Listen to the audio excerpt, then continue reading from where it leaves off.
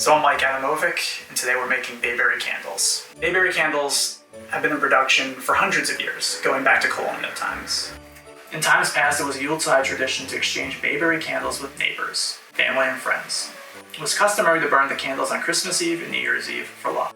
So the process to make Bayberry candles isn't overly complicated, but it is somewhat time-consuming. The bayberry shrub is typically restricted to along the coastal plain. It grows straight out of sand dunes and other pretty low nutrient soils.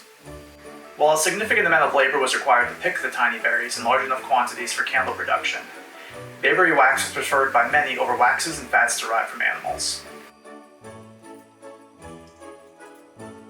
Alright, so after you have the pot boiling for about 30 minutes or so, you're going to shut the heat off and let everything cool for about 2 hours or so. Within the around 2 hour mark, everything should be completely congealed and the wax should look something like this.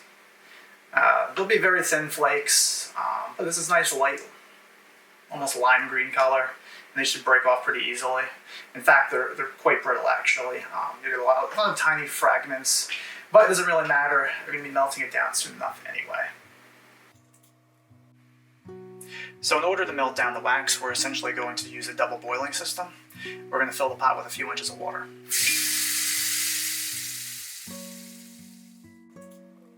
So now that we've got the water boiling, we're going to dump the wax into the secondary pot, essentially a double boiler. It should melt pretty quickly. So now that the wax is fully melted, we're going to put it over a aluminum can and strain it out. You can use cheesecloth for this. Unfortunately, we don't have much wax at the moment, so we're just going to use a regular strainer for this. Cheesecloth will work a little bit better with filtering out some of the finer impurities, but I do not want to lose any bit of this wax. So we've got the melted wax in the can.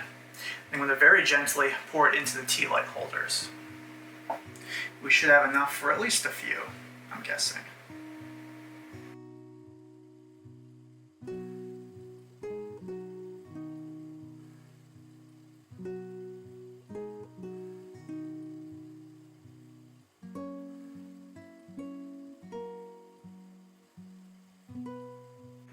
So we're going to let these candles probably harden for about, half an hour, 45 minutes. And after that, we'll light them up and see how they smell.